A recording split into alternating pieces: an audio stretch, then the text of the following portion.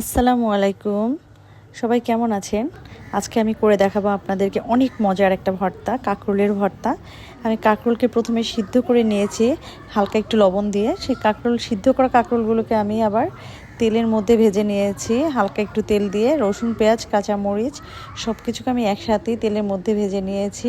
সাথে আমি দিয়েছি চিংড়ি মাছ, আর সাথে সামান্য কিছু পরিমাণে আমার বাসায় সামান্যই ছিল ধনিয়া পাতা, বেশি একটা ছিল না। আমি এরকম সামান্য অল্প একটু ধনিয়া পাতা দিয়েছি যেটুকু ছিল।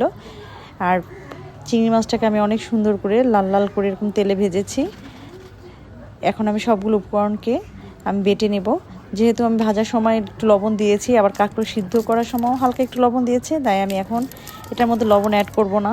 এখন কাঁচামরিচ সব কিছু সহ একসাথেই বেটে নেব। ভাজার সময় আমি এগুলোকে একসাথেই ভেজেছি। দেখেন কি সুন্দর বাটা হয়ে যাচ্ছে, সুন্দর মতো ভাজা হয়েছে এগুলো। এই ভর্তাটা অনেক মজার। এইরকম ভর্তা হলে আসলে বাসায় অন্য কিছু লাগে না, মাছ মাংস ফেল। আমার মোটামুটি ভর্তা হয়ে গিয়েছে। আমি এখন এখানে একটু সরিষার তেল দিয়ে নেব। সরিষার তেল ছাড়া আসলে কোনো ভর্তাই আমার কাছে ভালো লাগে না। সরিষার তেল একটু দিলে মনে হয় যে সব কিছু আসলে খাবারে জমে। এখানে আমি একটু সরিষার তেল অ্যাড করে নিলাম। আমার ভর্তা মোটামুটি কমপ্লিট হয়ে গেছে। সবাই বাসায় একবার করে দেখবেন কেমন লাগে।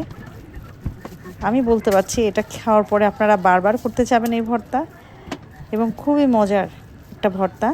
সহজে 1 প্লেট 2 প্লেট ভাত খেয়ে ফেলা যায়, আর কিছুই লাগে না। সবাই ভালো থাকবেন। আসসালামু আলাইকুম। সবাইকে অনেক ধন্যবাদ।